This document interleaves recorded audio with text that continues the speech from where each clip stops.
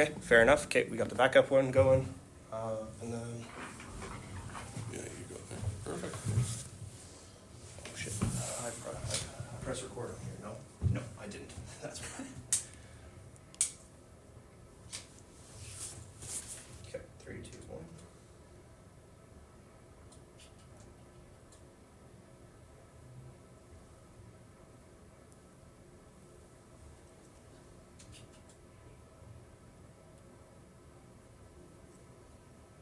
There we go. Perfect. Okay, we're recording. We're live. We're live. Okay. Jonah, nice to meet you in person. Hey. Nice to meet you as well. Here, I'll hold this up to us. Yeah, no worries. So, Jonah, I think what you're doing is incredibly brave, Thank you. very exciting, Yeah. and as as a 29, going on 30-year-old, I think I think for a long time I've been saying that I think more young people need to be in politics and save us for the gerontocracy. So, tell us a little bit about yourself and how this all came to be and what you're trying to get out of it. Yeah, well, I mean, I'm a big political fan. I'm a history nerd to start out with. I love history. I've, long studied it, I guess, for fun. I'm a big fan of the 1400s. Not a big fan because a lot of bad things happened, but Yeah. I like learning about it, and I've always excelled in social studies, and politics is something that comes with it. You have to kind of have a political opinion at the end of the day if you want to have an opinion on history. And so that's kind of my love for this. But, I started this out, basically on my 18th birthday, right? I saw the options available for me. When was that? February 5th was my 18th birthday. Okay. And so I looked at the options ahead of me. I looked at, what my future looks like from that point on, being 18, being an adult, being able to do whatever I want to do. And it didn't look very good. I didn't have a whole lot of, sustainable short-term options, right? Because, I wanted to get out of my house immediately, right? I want to get out and I want to go buy a home before I'm 25 kind of deal. Because I want to, experience life. I want to get a job. I want to go do whatever. But looking at all the options, a house is $500,000 on average, and taxes are unbelievably high, and the average Calgarian is $200 away from being in insolvency, and it just made me really passionate, kind of fired up. I really wanted to make that change because it is a municipal issue at the end of the day. As much as the federal government affects market conditions and whatnot, it is the municipal government that decides a lot of prices for Calgarians, and they decide kind of how your housing goes and how your everyday expenses end up. Mm-hmm. Yeah, for sure. It's where the wheel hits the road. Yeah. Yeah. Sorry. No, you're good. No, I just think I think it's quite impressive that you're, at 18 years old, you have the wherewithal and the self-awareness to kind of be like, these are some issues that are real and tangible that I can actually have an effect on. So I think it's pretty cool. Yeah. Yeah, I agree. I think, just thinking right now, I think we might be jumping ahead a little bit. Maybe for the people who don't know you, because Erik and we've been deep dive studying your Instagram page for the past couple days, but then even today we were getting prepared for this interview. Maybe tell the viewers who you are and what you're doing. Yeah, what you plan to do. Well, I'm Jonah Smith. I'm running for mayor of Calgary for this 2025 municipal election on October 25th. I'm running with a kind of youth-first priority, as in I just want to get youth involvement in politics. I want them to have a seat at the table. I've long said that we don't get a seat at the table, and I believe I'm going to pull up a chair one way or another, whether it's now or when I'm 22, 26, however long it takes, I'm going to get an 18-year-old at the municipal level in some way, shape, or form to have young voices heard, not just now, not just for my generation, but for future generations. I believe young people deserve to have a say in their future because their future doesn't start in 30 years. It starts now. It starts with the building blocks now. And I think they deserve to have a say in that and a voice in that and how they want their future to be shaped. Hell yeah. Rick? What do you say to that? No, I think it's super cool, and I think that it's for a lot of people. I would imagine that it's going to be really refreshing to hear something that's definitely outside of the norm. Because I don't know what the average age of a politician is here in Calgary. I know it's not 18 years old, and a lot of people are going to be able to relate to that on a lot of pretty fundamental levels. I think a deep level. Yeah. So I think it's really cool and impressive, and and regardless of the outcome, as in terms of a launch pad for your political career, I think it's really cool. Can you take us through a little bit of the administrative stuff? Like, how does one run for mayor in the city of Calgary? Yeah. It's actually a lot easier than you might think. There's little paperwork involved. You have to get your 100 signatures. If you take donations, which I don't, you have to file, I believe it's Form 5 for that. It's just a quick thing. You file it with the government. It just lists, I don't believe it lists all your donors, but it lists where you keep those funds, how those funds are getting in there, if it's like e-transfer or whatever. So that's pretty simple. And then the nomination paper, you have to file intent to run, which is just a quick email, which I actually did wrong somehow. I overcomplicated it. I wrote it out on paper. Like, I got different forms, formatted it, sent the email, and you could have just written it out in the email, right? I was like, I could have just typed it. I didn't need to do all this extra work to make it more official. And so I still have to call back about that because I forgot to do that afterwards, because right after that I got a shout out. So. Nice. From Erik and Calgary, which kind of, once you get one shout out, people are pretty intrigued when they figure out an 18-year-old is running for mayor. So for sure, the story tells itself. Yeah.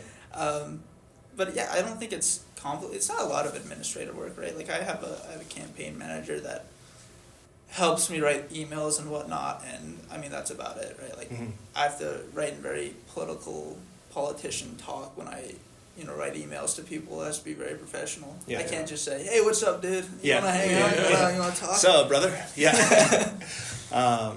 Interesting. Okay, that's cool. So what was the day that you thought, okay, I'm going to do this? And then what was the next step? So you mentioned that you had a campaign manager. Had you been thinking about this for a little bit and like kind of eyeing like people you'd want to bring a team together, or how did that process go? Well, like I said, on my birthday, February 5th, I kind of had that, idea in mind, but maybe it took me a month to really kind of look into it, figure out what do I need to do, and I kind of prepared preemptively for it, right? I was, printed out all the papers, looked into everything I need to file, and then for people who I got, I just kind of look through the people I know that are interested in politics. Turns out none of my friends care about politics. So I went to a person that I had met through YPC, Youth Politicians of Canada, or Young Politicians of Canada, which is a group founded in, I believe, by Jaden Braves. I believe he's from Ottawa. And so I met a lot of people through that. One of the people I met was Victoria. Victoria is my campaign manager.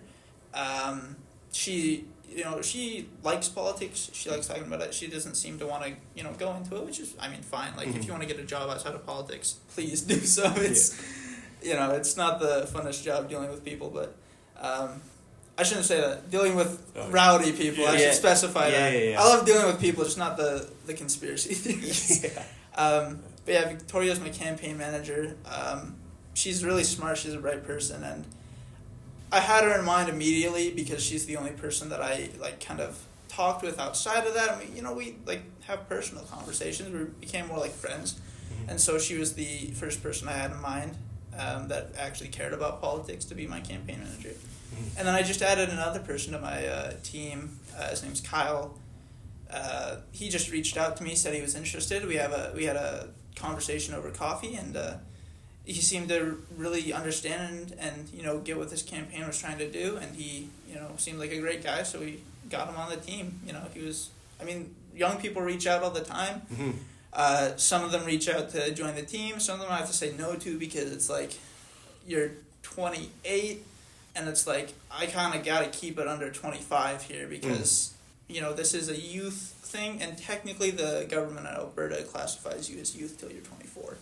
Okay. which I would classify it till you're 30 because I Yeah. want people under 30 to be in my, group here, but Yeah. I have to stay true to that message. Okay. Nice. You mentioned earlier that you're not taking donations. What kind of problems does that present when I think I read it self-funded your campaign, correct? Yeah. It's a lot of problems. Everything is money, kind of sadly, I can't compete with, Jeff Davison, Sonia Sharp, Jeremy Farkas, Jody Gondek, and campaign funds. And in reality, I feel like I'm the only one out of those four that needs the donations, Yeah. I don't have thousands of dollars to just throw away. Like, I'm spending everything out of pocket right now.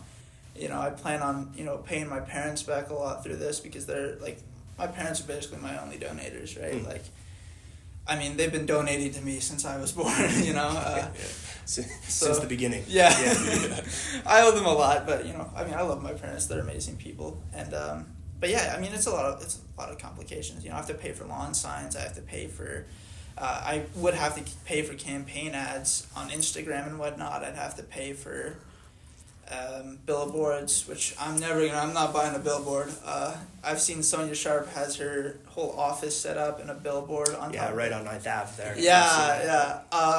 My office is my couch, and my billboard is whatever thing I scribble on a piece of paper and call a lawn sign. I think that's honestly a lot of people's office, though. Yeah, right now. yeah. So I think that speaks to kind of what you're running on as well too, where it's like a lot of people, there's definitely it's hard to get access to funds. Yeah.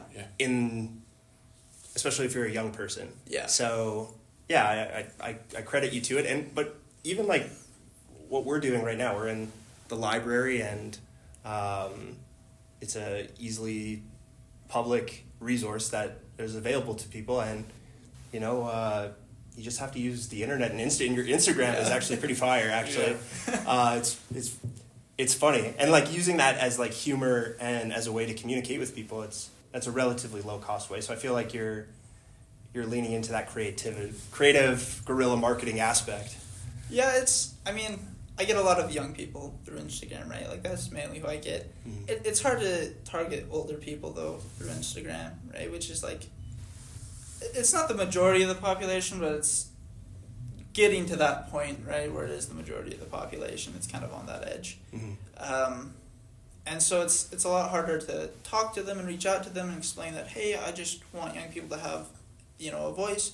Because when older people do see my campaign, the first thing they want to do is complain about it, And that's, not all older people, that's not all people above 50, but a large part of them, tend to say, oh, but it's a young person. Oh, you're 18, you can't run? That's impossible. He has no popularity. I've never heard of this guy before. Mm-hmm. But, if you ask, at this point, if you ask anyone in my school, or anyone in my class when I was in high school, they would say, yeah, I know that guy, he's running for mayor. Yeah, that's sick, Even my football team, right? Like, I was playing flag football, still am. I was at practice, and, out of nowhere, I just hear, Jonah Smith, 2025. And I look back through the huddle, and I'm like, what's up? But it's, it is younger people that see me, And then, Instagram is a great way to do that. I also I'll get a YouTube soon. I have a TikTok. I made a TikTok. Go follow my TikTok. Yeah. What's your handle? It's just Jonah Smith for mayor. Okay, nice. I'll get a Twitter. Oh, I don't want Twitter. My campaign manager and my team told me to get a Twitter, just to tweet out my opinion every now and again to get more views. Yeah, that's something we've experimented with. That's something I've noticed with that is it requires a different tone for each platform. Yeah. It's like a very different strategy for different kind of engagement. Yeah. You got any questions? No, yeah. So in terms of your campaign, what stage are you at right now? Because you said the election's October 25th? 20th. October 20th. Okay. So yeah, I'm just kind of wondering where we're at right now in terms of your campaign and what kind of things you have to do moving forward. I'd say we're middle stage, basically. I haven't filed my 100 signatures yet because I'm trying to get my doctor to be the last one. I think my doctor would be a pretty cool signature to have as my last one. And he's also, a young doctor, and I think a lot of, the things that affect him kind of affect what I'm trying to fix, not just on the municipal level, but politics as a whole. So yeah, we're like mid-stage kind of thing. We're not in that last run where we're like driving out every day to campaign and get to people's doorsteps, but we're in that period where we're going to start hosting events probably every other week, if not every week, kind of a big event at a venue. And we're going to start door knocking probably every day after September 22nd, which is the last day you can use to file your nomination papers. So we're not final stage, we're not in the last month of it, but we're approaching it. Okay. What are some of the major, or not even major, but necessarily, what are the issues that you're most eager to tackle? That's a good question. Eager to tackle, I mean, housing is probably top priority for me. I mean, housing is something that affects everybody, and it's a pretty easy fix at the end of the day. Believe it or not, as much as people want to tell you, oh, we need to build out, or oh, we need to build 500 apartment buildings and everyone should rent, it's not, neither of those the solution. And the solution is just medium density. It's just shifting the focus, right? Like, it's not about repealing rezoning. It's not about that, because when you do that, you have to build out, and that just costs more taxes, right? You have to build all the infrastructure to build out. You have to build new roads, new water, new fire stations, new police stations, everything. Whereas instead of high density, because a lot of people want to live in a house that has ground access, they want to live in a house that has a small yard.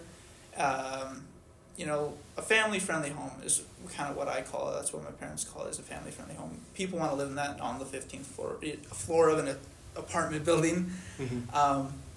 But Jody Gondek, right now has it where she doesn't want you to do that. She wants you to live in an apartment building and rent. Whereas the other 4 or 3 candidates, Sonia Sharp, Mr. Davison, Mr. Farkas, they want you to build out, right? They don't want blanket rezoning to be here, and they do that to approach not in my backyard groups, but I'm ranting a little, but go for it. We love a rant here. Yeah. Yeah, but it's stupid in that sense, right? Because they all have this campaign of, we're going to lower taxes, we're going to lower spending, we're going to cut bureaucracy, and then the very first number one issue they tackle is housing, and they're doing the exact opposite by building out. Whereas if you build row houses and duplexes with blanket rezoning, you can build a lot more, you can have developers do it so it's cheaper, and you're giving back to the economy because you're having now a free market, competition, capitalist economy versus having the government do it, right? Which is what Sonia Sharp wants. I'm not sure what Jeff Davison wants regarding actually building houses. I just know that he does want to repeal blanket rezoning and sprawl out more. Again, more taxes, despite the fact he says he's going to lower taxes and lower infrastructure costs, even though that will raise it. My plan is duplexes, row houses, build around that, build better transit, build better accessible streets and whatnot. Nice. And accessible streets. We're all about that here. Love to hear that. Keep going. Yeah. Keep ranting. Yeah. And then, after housing is, we spend way too much, right? We have a spending problem. We're like, I forget the girl's name from Legally Blonde. We have a spending problem. No, we have a spending problem like her. She likes the shop, a lot in that movie. She likes the shop. Reese Witherspoon's Is the that Reese actress. Witherspoon? Yeah, It's actress. I don't know what her name is in the I'm thing. not sure the character's name. Yeah. Okay. Yeah, but talking to the wrong guys for that. Yeah. Yeah, but that's kind of the city's mentality right now. Is we got to buy the flashiest things. We got to look the best, right? The difference between them and the movie is that she's at least good at her job. We spend as good as this library is. This library costs us $50 million, right? There's libraries out in Airdrie, not in Airdrie, I forget where it is. I think it's Chestermere, maybe. Don't quote me on that. This was something my team was telling me about, Kyle. but they built, a library that has, like rock climbing walls. It's a lot nicer exterior, right? It's got these nice kind of more artistic to it, right? It's not just kind of this modern look, right? Mm-hmm. Like it's got kind of the more woody texture. And they built it for like $30 million, right? Mm-hmm. Like only $30 million, you get a public library that has, maybe not as much as this, but it has still a good variety. I mean, you could have spent $30 million on like a few of those, saved $100 million. Yeah, you could have built 10 or something like that. Yeah, That's you could kind of have like built the idea. Yeah. Yeah, and then save $50 million, and then put that $50 million into other things, like, either giving a tax break, making things more accessible, affordable housing. You have $50 million more dollars to play with, right? Like, $50 million on a municipal level is a lot, right? Mm-hmm. Like, we're not... You do deal with billions of dollars, but, you're not dealing with the federal government's hundreds of billions of dollars, right? You're dealing with municipal level millions. Mm-hmm. So saving that $50 million is huge, right? So a question on so that kind of goes like fiscal responsibility. Yeah. Right. Okay.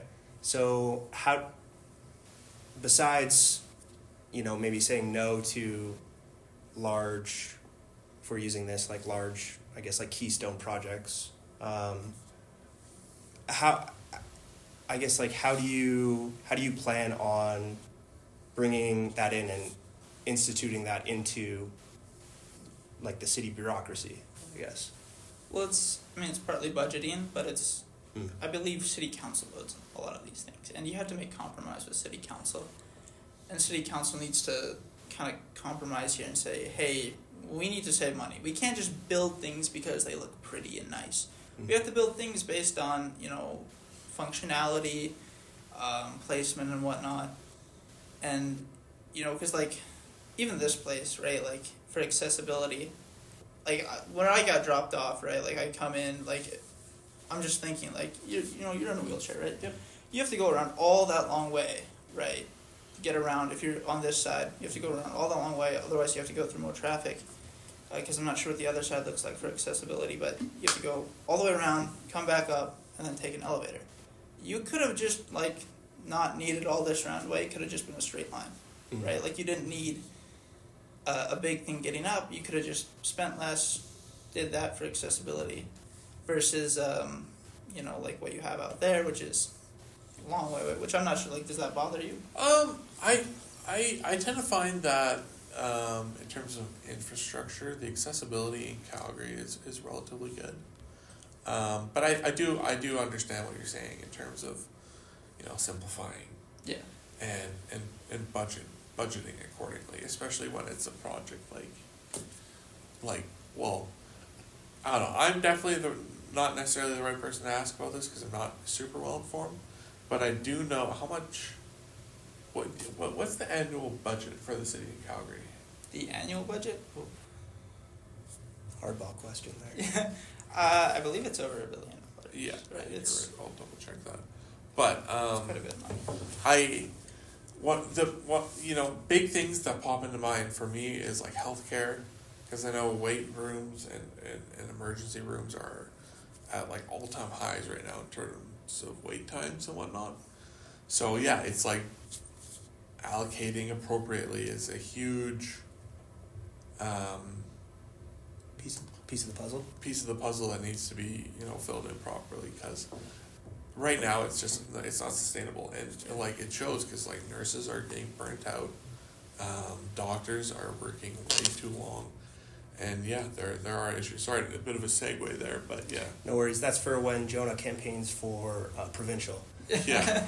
But I find that kind of funny where it's like, the city kind of sometimes will blame the province will kind of sometimes blame the feds, and all vice versa. But they're all the government, Yeah. right? They're all kind of on the same team. They're all serving the same people. So, sorry, that's a bit of a segue. Okay, so fiscal responsibility, kind of voting on things like voting no on things that don't make sense or are costing too much. Budgeting is another one, saying like, okay, hey, we're just going to cut the budget, and you're going to have to deal with less resources. You're going to have to get this done with less resources or less money, I guess. Yeah. Any other things that you have kind of planned for that, or that's kind of those are the two major kind of levers you're looking to pull? Well, I have another example, right? Like, there's a $25 million soccer field. I think you guys probably heard I've driven it. past it. Yeah. Yeah. I live in that area, right? Like, if you walk down the road, there's William D. Pratt. There's, like, 2 fields behind that. Or if you walk kind of to where that community center is behind that, there's also, like, 4 or 5 fields there. That's the big YMCA up in, is that Rocky Ridge or? Yeah, or but kind of there's a area? community center, like, in the community. Oh. Not where, like, because that YMCA is where the field is being built. Yeah. And that road kind of sucks. that road where it's being built on kind of sucks, as is with the YMCA there. You have to get in, and it makes it way more busy than it needs to be sometimes. And there's not always the best drivers on there, but... We'll talk about that later. Yeah. But yeah, like, that's a $25 million soccer field, and they still don't have enough money for a field house. You know, and they're building it with turf. Now, like, I'm a football player, right?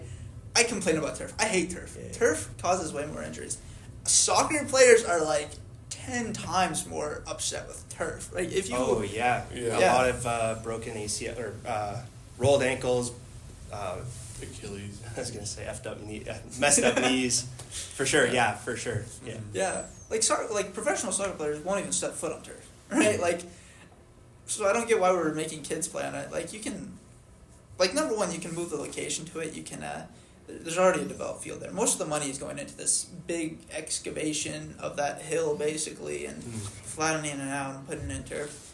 You could put a field house on one of those other developed fields, have someone maintain the grass, and then, you know, that's a person with a job all year round now. And you still have people in construction working on it. And it costs less. But we don't do that because I believe there's a zoning issue around it, but you can kill 2 birds, 1 stone, fix the zoning issue with it.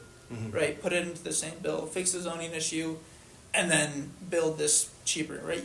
And it's all about those costs, because that $25 million is in the budget, but now you can save like $10-12 million in the budget to spend on something else. And then that also cuts out a lot of the bureaucratic needs, right? Like, that's another big thing for me with cutting costs. Bureaucratic salaries add up quick, right? They really add up, and they are a large part of why things are so expensive in the city to build, is because you have to pay all the bureaucrats, and you have to pay a committee to go out and ask the community what they think of it. Which is mind-boggling to me. I'll go out, like, you know, pay me, you know, $100,000. I'll go out and ask the committee. You know, and if I become mayor, right, like, that's what I'm gonna do. Is I'm not just gonna cut, you know, bureaucratic salaries. As a show of good faith, I'm gonna cut the mayor's salary, right? I believe it's $250,000 right now, somewhere around that ballpark. Yeah. My end goal is that it's the average Calgarian salary, but, you know, I have a feeling that City Council is not going to like that idea, to have all their salaries cut to that. So first, I want to cut my salary. I want to cut it to at least $100,000, and then periodically through the 4 years, as a show of good faith, I will continually cut the salary yearly of my own. Interesting. That's an interesting take. Okay. Do you have anything? Nope. I was just going to ask. Okay, so obviously fiscal responsibility, that's a big pillar of your campaign. What are the other issues that you're campaigning on? I saw that there was safety there. And safety and youth were the other 2 ones, and then was there other? Those were kind of the big 3. Those are the big 3. Yeah. Okay. Can you talk about the other 2? Safety's, you know, I mean, crime is apparently down in Calgary, but if you go ask people tend to say they see a lot more crime, and, you know. 100%. I think I saw it was down almost 15% from 2023 to 2024. Yeah. But if I'm being honest, I don't feel that much safer. And you hear about stuff in the news, like there's a ton of crime still happening, and I feel like it's a more systemic issue in terms of policy when it comes to repeat offenders getting released, and a lot of issues surrounding that, in my opinion. Yeah. So what's your approach? Well, I've had people, like, when I say raise the police budget, but people kind of take that as, oh my god, you're just going to throw money at police. That's not what I mean when I say raise the police budget. That's just kind of the resources involved with that. And resources involved with that include nonprofits, like, you know, I've talked to Gloves Not Guns, which helps rehabilitate young people who were in gangs or got out, were in the system, and Is that the boxing? Yes. Yeah. Yeah. Okay. I've seen some of the stuff. It looks like an interesting program. Yeah, they're a great thing. So when I say invest in the budget or in the police budget, I mean invest in those kind of resources, right? Because at the end of the day, police necessarily isn't an issue. Like, we don't have necessarily too little. What we have is we have too many reoffenders, and that at the end of the day sadly lands on the federal government to fix. Because I can't make a prisoner stay in jail for life. Like, I can't make them do that, right? As mayor, I can't make the federal government fix the courts and make them stay in it. Like, a BC court ruled that a dog gets one free bite, and That's interesting. I didn't know that was a thing. Yeah. The BC courts ruled that. I'm like, how on earth is that allowed? Or I think a good example is just what happened in Ontario. Yeah. The intruder broke into some guy's house, and then the guy, the homeowner, beat this guy to a pulp, and now he's getting charged with assault for defending himself in his own home. I think that is wild. Yeah. And so, when people ask me what I can do about it, I can say, well, I can, invest in better programs. I can invest in better preventative measures to make sure that, police are focusing on stopping that crime before it happens versus looking for tickets, right? Like, I think we can all kind of agree that police kind of, I don't want to say, they cherry pick for tickets occasionally, right? Like, and there's an Instagram page of bikers, and they post them speeding all the time, and they've kept my mother up at night, right? Speeding like the street racer. Yeah. Yeah. Okay. Yeah. But they don't hide it. Like, you could put a cop down there for 5 seconds and catch them, but they don't, because I don't know why. I couldn't tell you why they won't do it. But they keep people up at night. People have complained. Nothing's been done about it. So what can the city council do? Well, you can incentivize the police to do it, because you can say, if you're not going to start doing your job, we're not going to pay you to do any job, because you have to get what you pay for. And if we're only getting a quarter of what we're paying for, we're only going to pay a quarter to you guys until you decide to step it up. And so what we can do, in the meantime, again, resources, investing in that, and also online protection is something I want to incentivize police to do. Because, and I don't mean hate crime. Yeah, speak more on that. Yeah, like, people seem to think that I think, like, the UK, what the UK government is doing, where, like, you arrest people for a Facebook comment. That's not my plan. My plan is that I've seen the kind of abhorrent things that happen on Snapchat and Instagram, especially to young women, and how easy it would be to arrest so many of these people, because they don't hide their faces. But women are so scared to, come up to police and ask about it, right? And that hurts me, right? Because, I have friends, right? Like, my friends have been affected by this, right? Where they're just scared to talk to police because, what are the police going to do about it? Absolutely nothing. Now you're just going to embarrass yourself talking about just something you did because you're manipulated into it. Yeah, you have to dive back into it as well too. And you kind of want it to be. At least that's how I've seen it as well too. It's like, hey, I just want to kind of ignore this thing that happened. Forget it happened. Move forward. And then it's like, okay, you go and you try and get some sort of justice for it. Then it's like, okay, it becomes more traumatizing to get justice for it than it was to just ignore it and kind of move on. Yeah. So what? I guess on that, what does that look like? I guess how can you, and this is, I'm just kind of curious. How can the mayor, I guess, what powers can the mayor give to the police in order? Yeah. Well, in terms of what power we can give to the police, I'm not entirely sure. I mean, I've looked into how, because there's current internet drama. I don't know if you guys know who Hassan Piker is, Ethan Klein, kind of thing. I've heard of them before. I don't know them super well. You can get subpoenas, right, by courts that basically force these social media sites to give up the identities of these people, right? You can make them do it, right? Easily you can make them do it. We should be suing the heck out of these companies and these people that we believe are doing this, and we should be asking for their information. The city should be standing up for these people who get affected by this. None of their names should be public, by the way, of the victims here. But the victims need a streamlined way where they can say, hey, this happened to me, and just make it as easy as possible to get through, right? nothing where you necessarily even need to go in person for that long, but just something where you can say, hey, this happened to me, here's the guy's information, please do something about it. You know, maybe you send a little bit of proof, but something that's to make it so easy where the police can say, okay, this is this guy's name, we're going to ask the courts to get everything on this guy's social media, where he lives, what he's done, maybe where he goes to school, where he works, and we're going to arrest him for, you know, because I believe it is completely illegal to even so much as have a picture of yourself underage in a pornographic or nude way. So if that's the bare minimum for it being illegal, then there's so much you should be able to arrest people for in that regard. And yet we don't. It's definitely the Wild West out there for sure. Yeah. Do you think that's a generational issue in terms of just like ability to navigate the internet and social media versus That's a good question. the youth coming up now who actually have the means and the wherewithal to navigate social media and to know, like, here's who this is and here's what they're doing and here's how we can deal with it now? Yeah, well, that's a good question. I mean, the issue is that a lot of the cases that I've seen, it's not people that you don't know, right? It's not like random online internet people. Sometimes it is, right? Like, but I think young people know well enough not to fall for a fairly obvious scam. Yeah, they're usually not the ones getting caught up in the like the telemarketing scams. Yeah. Yeah. Never happened to me.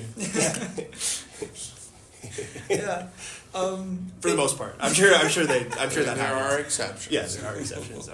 Yeah, but like with like the scams and stuff, right? Like, I get like 100, I guess bots every day. Like, oh my god, like they compliment you before they've seen your face. It's like, okay, yeah, clearly not real. Yeah. You can tell when someone's not real, right? You block them. Yeah. But at the end of the day, it's the people that you know. It's the right? people that you know. Yeah, right. Yeah. And they feel they can get away with it, right? Like For sure, and for the most part, they can. Yeah. Yeah. Yeah, and it's an issue. Like I've had, multiple friends, have this issue. They've been manipulated into sending something by, someone they know, and that someone may live in, Cochrane or, even I've had. They might be in the same school. Yeah. Yeah. I've had a friend who it was in the same city, and the person basically got away with it. That's because the police basically said, oh, well, it happened on Snapchat. Snapchat deletes the messages. Snapchat does not delete the messages. They're there forever. Yeah. Like it or not, the they are internet there is forever. Yeah. I feel like if they really wanted to, police and, law enforcement could make a serious dent in a lot of this crime. But yeah, like, I don't know, I'm not a professional on law enforcement, but I feel like a lot of it is a lack of understanding, or at least when it comes to like social media and like how the ins and outs. If that makes sense. Yep. And I think the tough balance is like the privacy part. I think that's the tough. That's a big issue. The tough balance. I don't know. I don't have the answers. You're the one running. Yeah. I mean, if you're online, you're not private. Like, you can't be private online. Like, even if you had like a private Instagram account that's not private, right? Like, nothing you put online is ever private. Some organization has your images somewhere, or they have every message you've sent. They've had every call you've ever had, right? An organization has that, right? And the police, the courts have every means to get that information if there's a crime that has been committed and has some solid backing. And 99% of the time, every crime regarding like child exploitation online has a lot of backing. Like, it's not hard to, see that what's clearly going on, and it is very much probable cause with everything online that may happen, right? So it's astounding to me that the police don't do anything to it. I mean, they have the means to. Again, it's just, do they need to be incentivized to do this? Do they need this push? Is there anything that the mayor can, like, I don't know the necessary, exact police powers the mayor can get through council. If there is a law that, we can pass that says council can force the police to do this for the people and actually start, arresting these people. And if we can't do that, I have a great promotion. You guys know who Gideon is? Yeah. If you watch, listen. Catch a Predator. Yeah, I don't know how entirely legal that is necessarily. I mean, I'm pretty sure it's legal. They never get in trouble legally for it. Yeah. Well, they're also famous. So. Yeah. There's For viewers and people that don't know me, who are we talking about right now? So he's a pretty big YouTuber, and essentially what he started doing, and I think it's a trend. So now there's a lot of YouTubers doing it. They essentially bait a pedophile in to meet up with they just do a To Catch a Predator situation. So they bait a pedophile over to a house. They pretend to be an underage, either boy or girl, and then they rush him. And then I think Gideon, he's tried to get them like either arrested or something like that. But a lot of people just beat the shit out of him. Yeah. I'm not promoting that part. I'm promoting the Gideon part. Because Gideon does it every way, legally, lawfully. He contacts the police. He makes sure they know every little detail. He gives them every piece of evidence. He doesn't touch the person. He just talks to them, right? Like, he makes it kind of into content, right? Yeah. Like, he makes fun of them, rightfully so. Yep. But I like more of that would be great here if there's, like, people that do just not want to bait people, but if we had, like, not necessarily a task force, but if there was a group or something with the government that's perfectly legal and isn't just some vigilantes doing whatever, but is funded by, the municipal government to catch victims, not catch victims, but catch the perpetrators, of victims, instead of just, baiting people. I mean, again, love what Gideon does. He gets a pedophile off the street before they harm a child, which is great. But we also need to get the ones off that have harmed a child before, right? Yeah. And we need to get them dealt with. And so if we had a group funded by the government that was doing it legally, maybe you had retired police, current police doing it, through the police or something, and you had them catching current predators and bringing them to justice, not beating them, but, like, ensuring they face legal consequences would be great. And I don't know why, I think the government should fund that. And I'd like to figure out how. Yeah, I feel like there's ad revenue from YouTube for that as well, too. Yeah. Extra revenue source for the city. Yeah. Yeah. Speaking of being fiscally responsible. Yeah. Join the. And it doesn't sound it doesn't sound like it's out of the realm of possibility. Like, that sounds like establishing, like you said, for example, a task force that seems more than reasonable. Yeah. Especially if there's, like, a high-risk offender getting re-released. I feel like there should be an idea for police, like, dedicated to, like, keeping tabs on these high-risk offenders as they're released. Yeah. It all comes back to, like, well, I guess, like, that's why you run for public office, is to change the law. So it all comes back to, like, privacy law and kind of the intersection of that. And so that would be interesting. I think that's an interesting idea to pursue, though. Sorry, go ahead. Yeah, I was just curious, like, in terms of policy, are you informed on, like, what the mayor's powers are? Like, in terms of what they can pass, without council? changing policy, or with or without. With or without? I mean, a lot of it requires council, right? Like, they can change. They can't change, like, federal laws in that sense, but they can get around it in the same sense, right? Like, it wouldn't be illegal to give the police, say, hey, here's, I don't know, like, just a random amount of money. This isn't, like, the actual money. You'd give them, but, like, $60 million. Use this money, create a task force. We'll check back in on you in a few months. If you haven't created a task force and made some kind of progress with this, then bye. Yeah, right? Like, we're not going to fund this anymore. We'll figure something else out. And that's kind of what you can do, is you can fund them. You can tell them, hey, use this money for this. It's approved by council for you to use this money for this. If you don't use it for this, then bye. If it's not working, the task force isn't working, say, okay, this was kind of just, task force wasn't worth it. We're not going to keep funding it. Okay. And in terms of, like, I know Daniel Smith has been preaching giving the provinces and on a municipal level as well a bit more autonomy and a bit more ability to pass and make decisions on their own. If you win the election, what would be a point in policy that you think deserves either a look or an actual change? A policy that deserves like a look in terms of like in Calgary, we have I'm losing my train of thought here.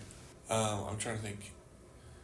In Calgary, for example, the rezoning, is that something that you would be, just for example, like a proponent for, or something that you would potentially change? Well, I want to keep blanket rezoning, but You do want to keep it? yeah, Okay. because that is like a city policy. But like with Danielle Smith, if she gives us like more power along with market conditions and how we can not influence it, but like implement it to our economy and whatnot, right? Like I like to bring in more business. If that's a thing we can get on. There's the new, I think it's a Marriott, but the 2 new hotels Oh yeah. that they're planning on bringing into Calgary. That's going to bring in a ton of jobs, a lot of new investment. In terms of like revitalizing some of the areas in Calgary, what else do you think can be done to improve that? I see a lot of people support parks, right? And I mean, I want to use available space for housing because we're set to hit 2 million people by 2040, I believe, right? Which seems like, oh my god, that's a decade and a half away. I wouldn't be surprised if we hit that earlier. Yeah, we're probably gonna hit it. We're at what, 1.4 million right now? Around that. Okay, I've seen a couple different things. In between 1.4 and 1.6, I think is where we're sitting. Yeah. Anyways, continue. But we're gonna hit that mark sooner than later, and I think we need housing as a priority. But yeah, I mean, parks is another way I'd like to see vitalize space. But building the hotels, I understand, right? Like changing Millennium Park and giving that deal to Cowboys, I understand because people want an entertainment district in the city. Yeah. And I fully support that, right? Like I just don't support how we're then fueling it because, like, if you look at The Last of Us, that was an American film. They basically came here, I believe, just for tax benefits at the end of the day, probably. I mean, that's what most... Labor as well, too, probably. Yeah, like that's why most films come to Canada, right? Like if you watch to the end of the credits, you'll see, sponsored by the Australian or Quebec or BC or Alberta government, right? Like that's the only reason they come here, right? I'd like it so that they come here and they want to film with Calgarians, right? Like we have, I believe we're top 5 in the world for, not world, but North America for filming cities, but it's all American films. I'd like to see our entertainment district partly used to promote Calgarians in film and Calgarians being cool, used yeah. to film. Yeah. So what does that look like, you think? Well, it starts with promoting young actors and whatnot, right? Like I've met a lot of young actors in my time campaigning here. I know one that goes to Bishop Carroll. His name's Nate. Hi, Nate. Shout out, Nate. I've asked him to be part of my team. He hasn't decided on that yet. Okay. But he's a talented young man. He's a talented actor, singer. And, part of that inspired me is like, why don't we have more of that in Calgary? Like, why do you have to go away to film or get an acting class or, like, you have to go to LA or whatnot? Like, why don't we have better film industry here? Like, why don't we film more? Well, it has gotten better over the years. For example, I'm currently working freelance with the Rocky Mountain Film Studio. So they filmed, I believe, 4 out of the 5 last seasons of Fargo in Calgary. Oh, yeah. And I think a big, and they also filmed like movies like Interstellar, The Revenant, Inception. A lot of that stuff is filmed in and around Calgary. Here out in Canada. Yeah, exactly. Because due to just like the general geography and the actual landscape that are, and obviously the tax credits, and I think a diverse landscape. But I totally get it. in terms of wanting more projects to be based out of Calgary and stuff to be shot here. And I think, on the whole, I think the industry's doing pretty well with how, and obviously there's a lot of volatility in Hollywood these days, just in terms of how, what either the social landscape of it all, political landscape, and even just cost. Like, I know they're building more studios out here, and I know that there's a big global kind of competition for, who can offer the best and the most in terms of, filming movies and TV shows. So, but yeah, bringing more of that here, that new investment into Calgary, I think is a good idea. Yeah. And it's not just about like bringing that here. It's about what if, like you brought up like Interstellar, right? Like, what if Interstellar was filmed by a Calgarian, right? Like, who films Interstellar again? Christopher Nolan. Like, I can't believe I forgot that. Yeah. Like, but imagine, like, obviously, like, no one's as good as Christopher Nolan, but I mean, we could be. Yet. Right? Yeah. Yeah. Like, why does James Gunn have to film Superman? Like, why can't it be a Calgarian, right? Like, there's plenty of talented Calgarians here. There are, and in terms of like referencing James Gunn, the Green Lantern character in the new Superman movie, his name's Nathan Fillion. He's an actor. He's from Edmonton. Yeah, I love him. Yeah, he's a good guy, and he was a Firefly. He as was well, a too, Firefly, like a sci-fi show. Castle and The Rookie. Yeah. Yeah, He's been in a lot. I like him as an actor as well too. but yeah, it's cool to see when people from a local level here in Edmonton do well in Hollywood, and I think there are more opportunities for it now than there had been in the past, especially with social media and just getting Traction, viewership, whatever, and exposure. Exposure. And engagement. So yeah, but yeah, I think it's a good route for Calgary to take in terms of a different industry. Yeah, it is. And like, we can't rely on the Stampede forever, obviously, right? Like, as much as I love oil and concrete cowboys, right? Like, we need more economic basis, and like the film industry is a great one, especially now, right? Like, smaller films are making way more money than these like $350 million Marvel movies that don't get back to that budget. Yeah. Like, smaller films are making like way better progress, and I think that's something we should, as the municipal government should be increasing our support and even a little funding for that for young people here, and I think that would be a great thing for the industry. Going back, I think we've drifted back into the economics, kind of your economic platform. Going back to the safety platform. Okay, so we talked about online safety. Could you, and increasing kind of a police budget, what are some other things that from the people that you've talked to are kind of top of their mind In terms of safety in Calgary? Because like the the stats, like from our conversation here, obviously the stats say things are getting better, but people say no, that the sentiment's not quite there. So what are some of the things that you could bring, are you thinking that could bring the sentiment in line with the stats? Well, yes, and just to chime in, like, for example, like 3 people got stabbed at Stampede this year. And it's like, I don't remember that happening when we were growing up, at least it wasn't talked about enough. But yeah, sorry to interrupt. No, it's good. It's a great point to add on, and a lot of it does have to do with like modern society as well. Like the Canadian culture, I guess, is a way to put it, right? Like, the federal government has kind of, and I hate to bring up Justin Trudeau, but Justin Trudeau did a lot of hate to breed in this country. Like, he allowed a lot of hate in, and he preached this whole love everyone's so great, while promoting people that don't believe in that message and do want to hurt people and do have the plans to do that. And he made laws extremely easy for you to get away with that, right? Like if you stab someone now, right, like, you might as well just plead guilty because you're going to get out of court faster, or you're going to get out of jail faster than you're going to get out of court, and so while some of that lies in the federal government, like, people don't feel safe, right? So you have to clean up the streets and have people feel safe. And I get that police do that, right? Like, you have to have more police do that. And to an extent, you can hire more So, police. yeah, does that look like more police presence on the street, or what does that look like to you?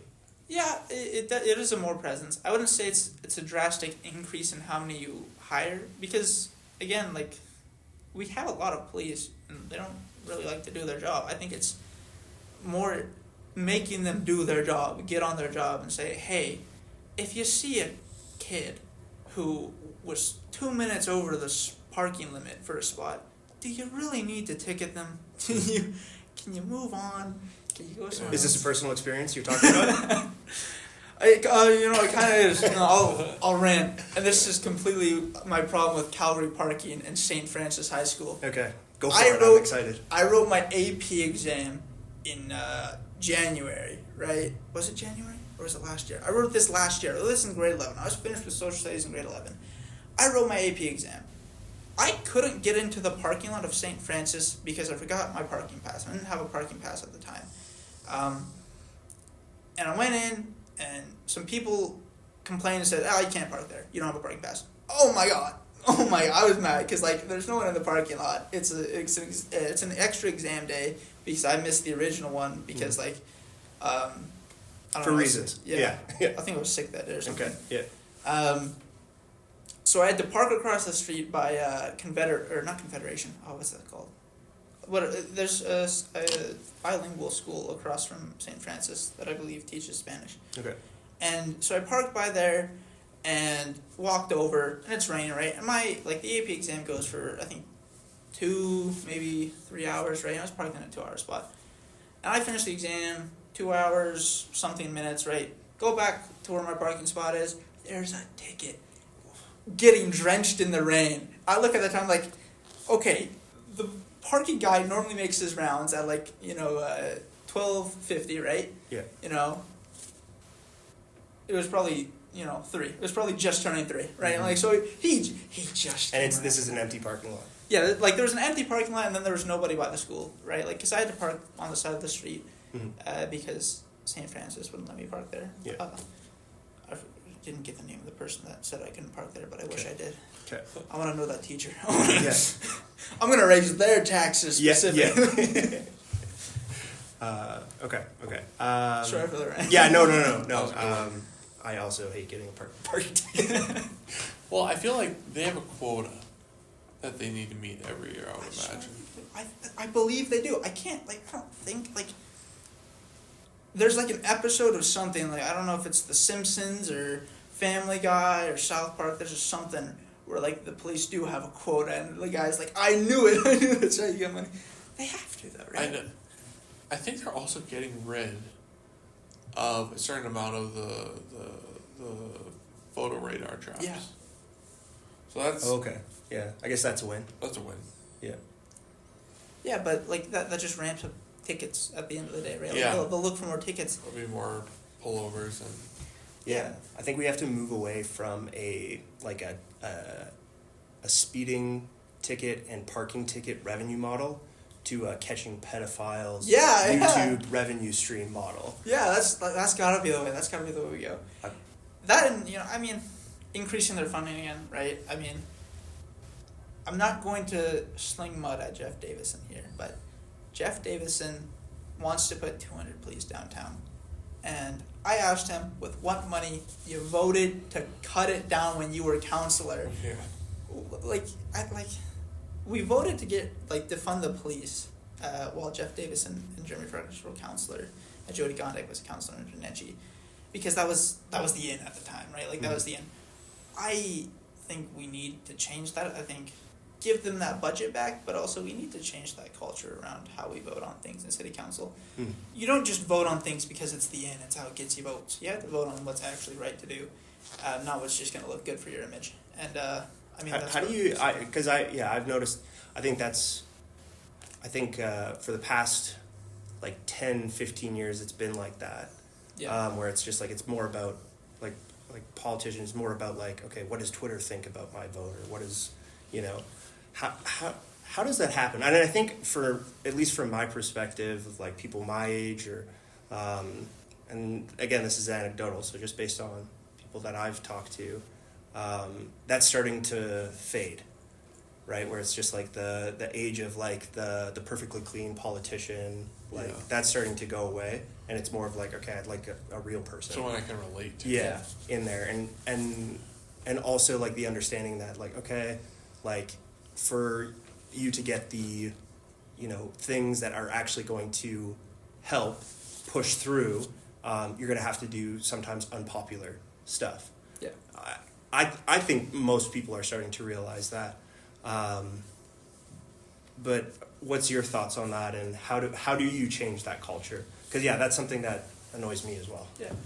Do you have something to add to that? No. Okay. You're good. Part of it is honesty, right? And you know what I believe is gentle politics. And I know some, I don't want to say far left, but yeah, some far left people in the States tend to try and coin gentle politics as kind of a left wing, we need a revolution, but we'll do it peacefully kind of meaning, which at the end of the day, isn't that just liberalism, you know? Yeah. But I want to recoin that word to mean being honest and being okay with making a mistake as a politician. Because, like, we have this sentiment that all politicians are horrible, awful people, right? And like, oh, they have all the worst investments in mind. Not all of them do, really. Like, there's a lot of good politicians out there. There's a lot of nice people. There's a lot of compassionate people. And there's just a few bad apples in there. And I think there's a few in city council. I think the mayor is a bad apple. And you know, we can criticize these people, right? But we have to keep it on policy, right? Like, we shouldn't sling mud at people and what they do and what they choose to do with, you know, their own life, right? Like, if I get comments about my hair, right? People don't seem to like the mullet. I don't know. I think the mullet's great. You know, people don't like the mullet. I hope people. I think it's a good mullet. Yeah. We were just talking about. about. Yeah, Eric wants to grow his hair out, and I think I'm gonna go. Do it. You guys both get mullets. Mullets are in. Great. Mullets are in. Yeah, for like that's what people, you know, get mad about and criticize. It's like that's not my style of politics. I try not to engage with it, and when I do, I'm like, what's wrong with the mullet, man? Yeah. Come on, it's just a mullet, you know.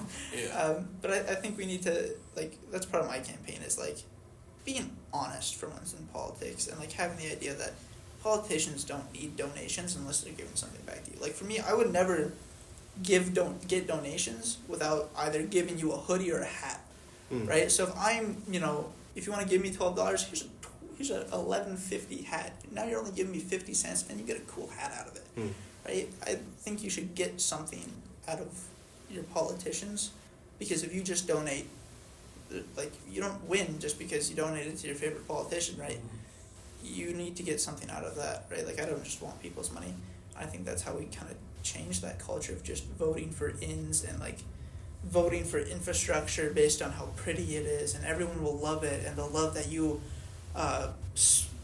headed this project for, you know, a massive project.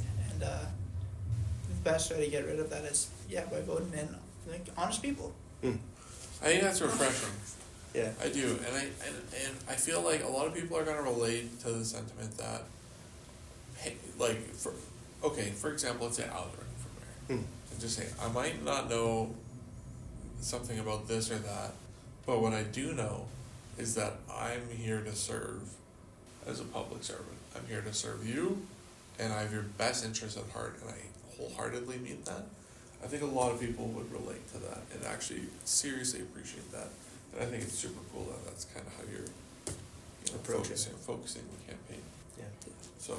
Yeah, and I phrase my slogans as like I'm giving you a voice. Like, I try not to phrase them as I'm going to be your voice. I try to phrase it as I'm giving you a voice, because at the end of the day, it's not my voice that's going to be heard at city council. It's going to be the people who voted for me's voice, and the people who didn't vote for me, because if I'm mayor, I'm representing every single Calgarian, not just the ones who voted for me. And so if I go up to bat for Calgarians, you know, against the federal or provincial government, no matter the party, no matter who's the leader or whatever, unless Calgary's getting a good deal, I will go up to bat, and that bat's going to be made out of the voices of Calgarians. Oh yeah. So I think, so my question about, or my question is about kind of the demography of Calgary. So I think that in a few years ago, the average age of Calgarians was about 40 years old. And then I think about 15% of the population is above like 82, 83 years old. What is your message and like approach to that population of people? To the older population? Yeah, like people in their middle age or senior citizens as well, outside of the youth. Yeah. Well, my message to them is, you know, if you're like, say you're like even the old 50, right? If you're in your 50s, it's time to start thinking about your kids and your grandkids. It's like you guys are still very important. You're still Calgarians. You still mean everything to me in my heart. But, there is a point in time when you have to start saying, where am I going to be in 30 years? And you have to start saying, where's my kid going to be in 30 years? Where's my kid going to be at 30? Because right now, if, you're just having a kid right now, or, your kid is, or you say your child is now having a child, you're having a grandkid. Mm-hmm. That grandkid will be nowhere in 30 years. That grandkid's just going to be trying to survive renting because the average age of the first-time home buyer is 35 in Calgary, which is, that's pretty low for the rest of the country, but that's still unacceptable given that, if you look at other countries, that number can really vary by city, right? Like it can be way lower. It can be in their 20s if you go to, Europe, or if you go to the United States. The average first-time home buyer can be way lower. So my message to those older Calgarians is, it's time to start thinking about your grandkids and your kids' futures. Like you still have a lot of life left to live, but let's try and spend that life, not just on ourselves but on the future, right? Like you don't just because you're 80, you lived most of your life, you lived 80 years.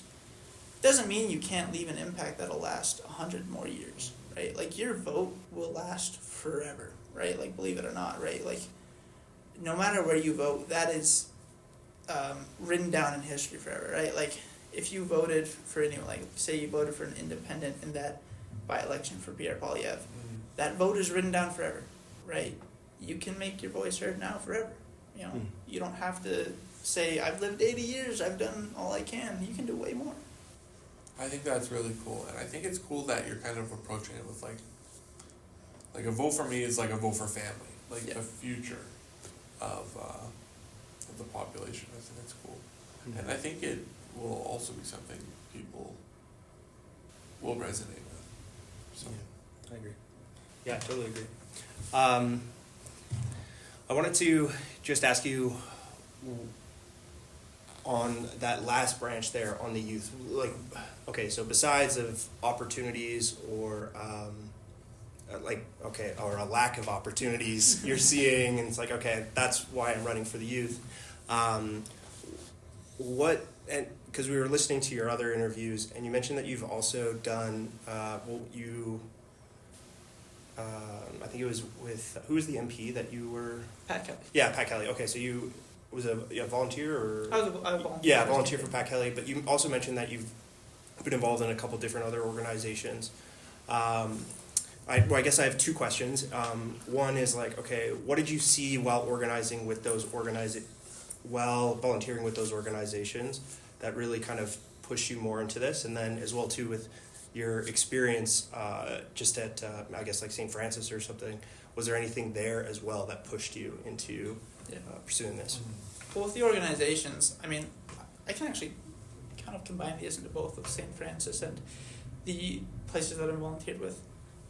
Young people don't want to stay here, right? Like they move other places. Either they go to a different university, or they go, maybe to a smaller town for a job, or they go to the United States because that's where, you're going to get, a business started, or you're going to go to Eastern Canada for a more, I don't want to say highly rated education, but I guess that is technically what that can be considered. But like young people don't want to stay here, right, in Calgary. And a lot of that falls on the municipal government.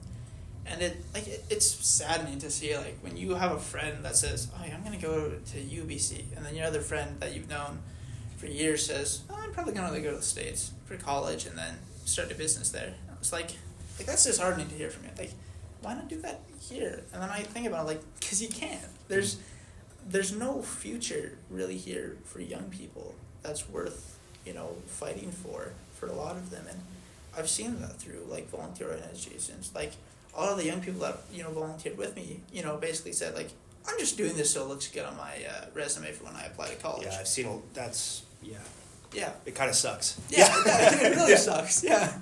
Right? And then, like, leaving high school, like, so many of my friends that are like, just leave, right? Like, I have a few that are staying here still, right? Like, I've got a few really good, close guys that hate staying here, but a lot of them want to leave, right? And I don't blame them for that, right? Like, there's, what are you going to do? You're going to wait till you're 35 to buy a home? Mm-hmm. No one wants to do that. People want to buy a home probably by the time they're 30, right? Like, they want to live their 20s, but they want to have, build to something. Yeah, they want to build to something, right? Like, once you get past, I mean, even for me right now, like, partying is not something I'm necessarily interested in. And a lot of young people, like, still do like to party, but you also, like, start now to see, like, they want to build their career. They want to move away from, just this, I have no responsibility life. Mm-hmm. They want their responsibility. Mm-hmm. They just don't want it here because it's impossible to handle it.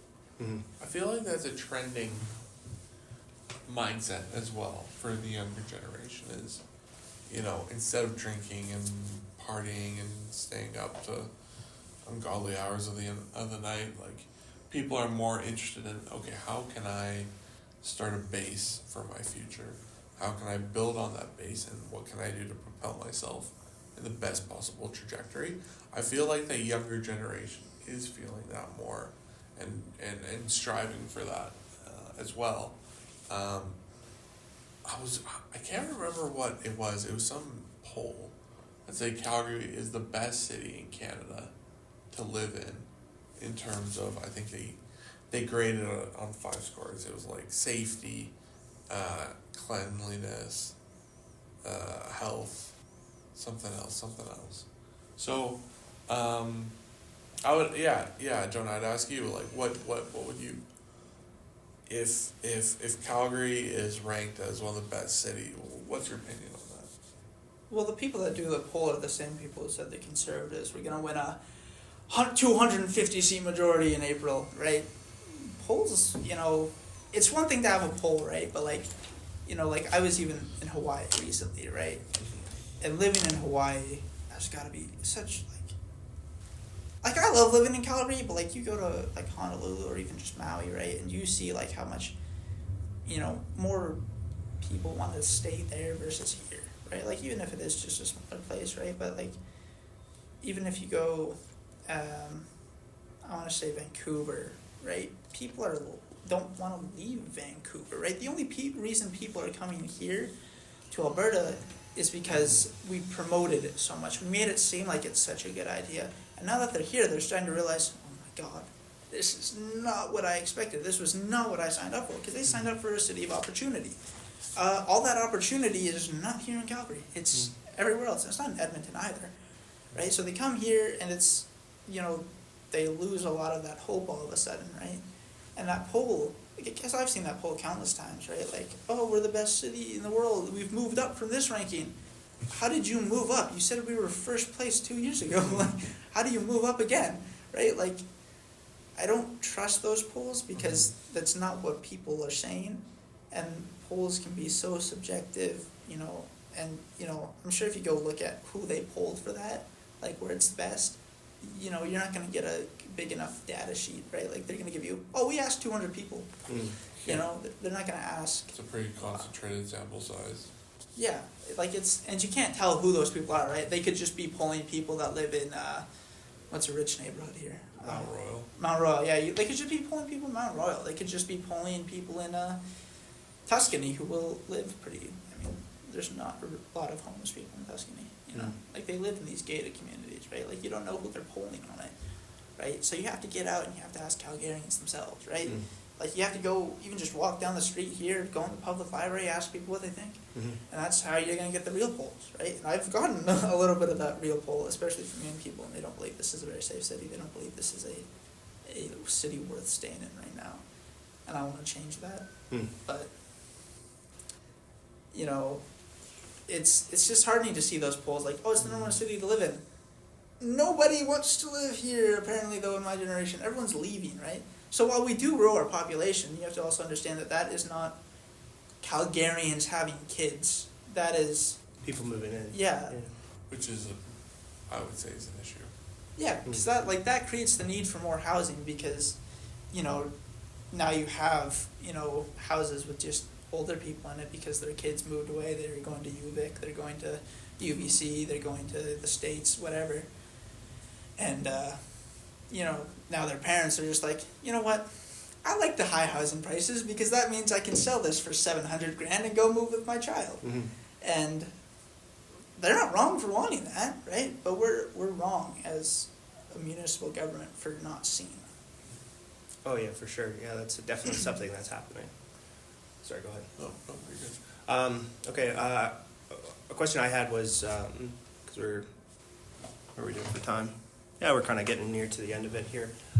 Okay, so let's say you win. You get in.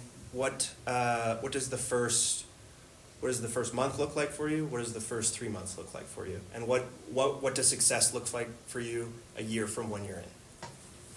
Well, the first month is cutting everything, right? Like we're gonna cut. They're gonna see a little bit of services get cut because we have to rebudget things. We have to understand what needs funding, what doesn't, and we have to understand that things can be privatized, right? So that first month is a lot of preparation for looking into that and cutting salaries, and laying off people. Maybe not, because with bureaucracy you have to look into their ages, because it's a lot cheaper sometimes to keep them on than to pay their severance. But you also, sorry to interrupt, you also mentioned the privatization of certain industries. That would help with bringing new investment Yeah. to the city as well. Yeah. Right? Yeah, I mean, it's the most basic things that you have to privatize too. I mean, not just housing, but snow plowing, right? And garbage collection.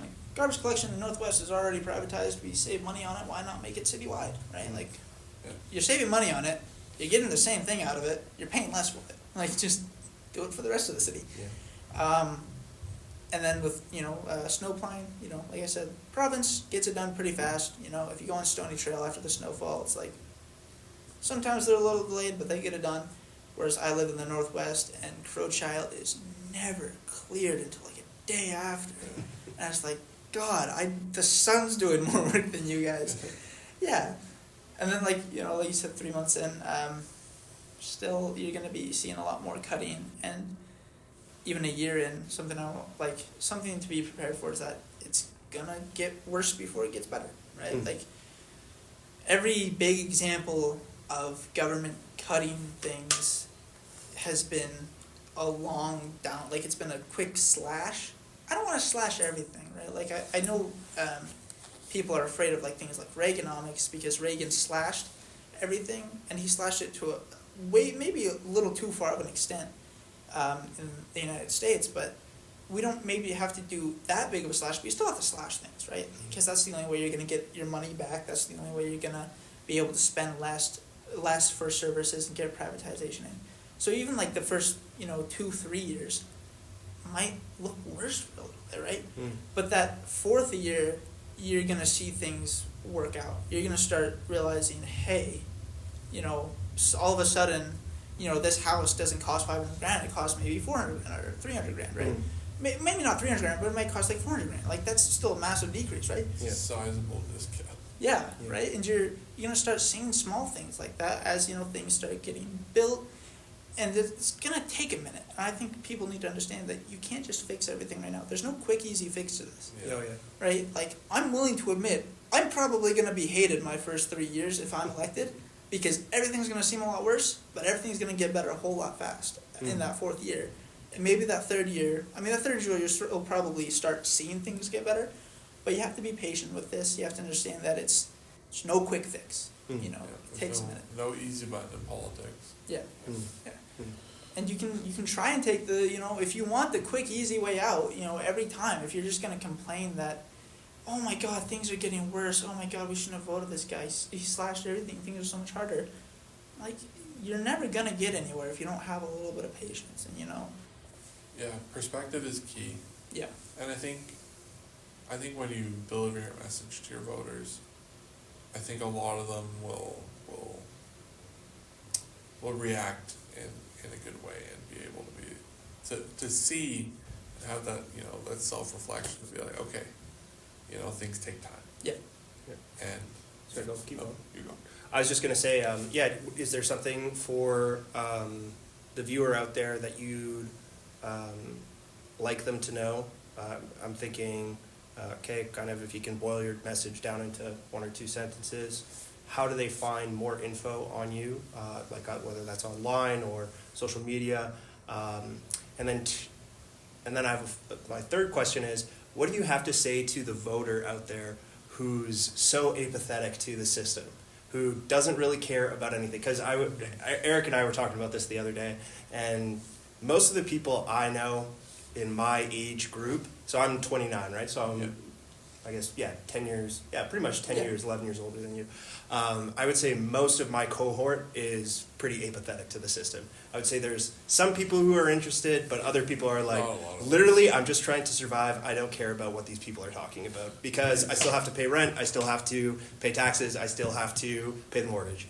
What do you have to say to them? Which one question do you want me to answer first? Go good ones. Go with that one first, and then we'll work our way backwards. The people who are apathetic, a lot of my friends are. My brother is too. Like, my brother's just, I'll work, I'll deal with it. But I think it's, a good thing to realize is that working to survive is cool, but, we spent the last 2,000 years working towards a tomorrow so that you could see a tomorrow. That's what the last 2,000 years of humanity has been looking forward to, is, we went from, human beings who just live day by day trying to survive. You now have this amazing gift from God that you can look forward a week, 2 weeks, a month, 2 years into the future and see where you are and, strive for that and have a goal for that. And I think don't give that up now, right? Like, go out, vote to have that right and vote to have that future where you can look forward to it. Don't vote to live day by day, right? We didn't spend 2,000 years going away from that just so we can go right back, right? It's like, you don't have to be the most caring person for politics ever, but just voting is so much, right? And you could live such a nicer, more happy life. You don't have to get involved in politics. Remember, you don't have to get in all the fighting, right? I get it. Politics sucks. I hate talking about liberals versus conservatives or Republicans versus Democrats. I hate all the stuff that goes on between that, right? It's just so much fighting and so much bantering. But if you just vote, this is the closest form of government you can get to. This is the furthest away from the party politics you can get to. This is the least political form of politics, right? Do something, get involved with it, right? It's kind of fun. Oh yeah. Do you have something to add? No, I think that's a very good point. I think it's important for people to feel like their voice means something. For sure. And to actual, to feel like they have, that their input is being received, and someone's like, okay, I hear you. Let's figure out a way to deal with this. I think that's super cool. Yeah, and you heard it here. Maybe not first, but vote for Jonah. Yep. House prices are going down, so that you can buy a house. When is the election? One more time. October 20th. Be there or be square. Yeah. Okay, so maybe we'll do the last 2 questions there. Or my first 2 questions was, I don't really even remember them, but one of them was, okay, how do people find you? How do people learn more about you? How do they follow along your journey as you go through this next couple months here? You can follow me on TikTok, Instagram, Jonah Smith for Mayor. I'll have a YouTube up shortly. I'll have a website up shortly as well. I'm pretty sure we're going to name it Jonah for Mayor because Daniel Smith took my last name already. So that's where you can find me right now is Instagram and TikTok. Hell yeah. Okay. Anything else? No, I think thank you very much for coming on the pod. Thank you for having me. Yeah, no, it's our pleasure, and we'll be following you along your journey and your campaign. So, all the best of luck, and Yeah, I was just gonna say, I'm very excited to see how this plays out in the next couple months here. Win or lose, we'd love to have you back on after this thing happen so we can kind of learn and our viewers can learn about like, okay, what this experience was like. Yeah. And I'll have like a election night event or something so people can come get free food after they vote for me or something. Hell yeah. Cool. Yeah. And make sure we'll make sure to get that from you so that we can tell people about it as well too. Yeah. Cool. Awesome. Okay, thanks Jonah. And Thank you. all right, okay, now give me a second to stop recording everything. All right. Okay. So okay, we're done there.